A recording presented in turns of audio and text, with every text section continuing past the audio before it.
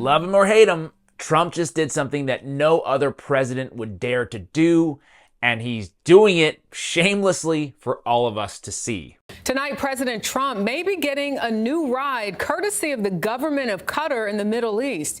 It's a luxury Boeing 747-8. That's right. Trump is poised to accept a jumbo jet, a quote-unquote palace in the sky, to be used as his new Air Force One from the government of Qatar. Quote, in what may be the most valuable gift ever extended to the United States from a foreign government, the Trump administration is preparing to accept a super luxury Boeing 747-8 jumbo jet from the royal family of Qatar. That is insane. And while the Democrats are busy crying corruption, Trump just says, free plane? Why not, you losers? By the way, it's worth mentioning that all of this is happening because Boeing apparently doesn't know how to build airplanes anymore, saying that it'll take another 5 years to deliver a new Air Force One. The current Air Force One is more than 40 years old and has been in service since the first Bush presidency. So hence the gift of a big, beautiful new plane. But the question is, what does Qatar want out of this? Qatar is obviously an increasingly powerful player in international diplomacy, but also in other regional issues. So, Qatar is subjected to a lot of smears. Qatar also is playing its own game here and recognizes that it is increasingly an influential player.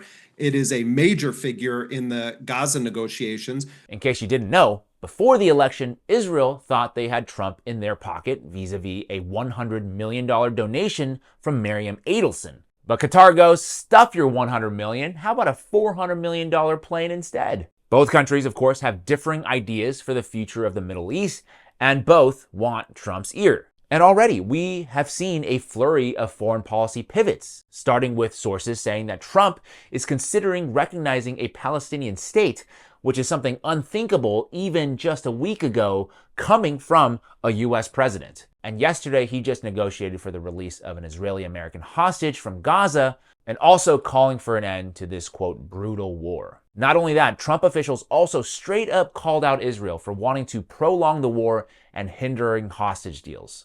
Quote, we want to bring the hostages home, but Israel is not prepared to end the war. And today, Trump is embarking on a, quote, historic return to the Middle East to meet with a bunch of Gulf nations, but notably skipping Israel. Headline in the Israel Times says he's, quote, disappointed with Netanyahu and will continue Middle East policy objectives without Israel.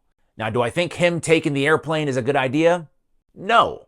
Politicians should not be taking gifts from anybody, let alone foreign countries. And do we really even want our president riding in a plane that was a gift from a different country? Could be bugged, could be sabotaged, I don't know, full conspiracy, I'll give you that. Democrats are, of course, saying that this is illegal and in violation of the Emolument Clause. The White House responded by saying that they will, quote, fully comply with all applicable laws. Sources told ABC News that Attorney General Pam Bondi and Trump's top White House lawyer David Warrington concluded that it would be, quote, legally admissible for the donation of the aircraft to be conditioned on transferring its ownership to Trump's presidential library before the end of his term.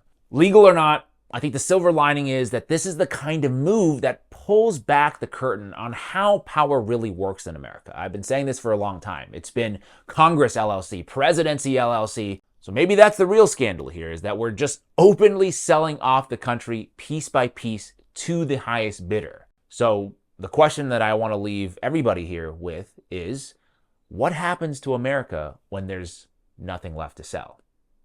My name is James Lee. This is the 5149 Show. Thank you for watching, and please subscribe if you want to see more breakdowns of stories that go beyond just the news headline. I'm telling you, these countries are calling us up, kissing my ass.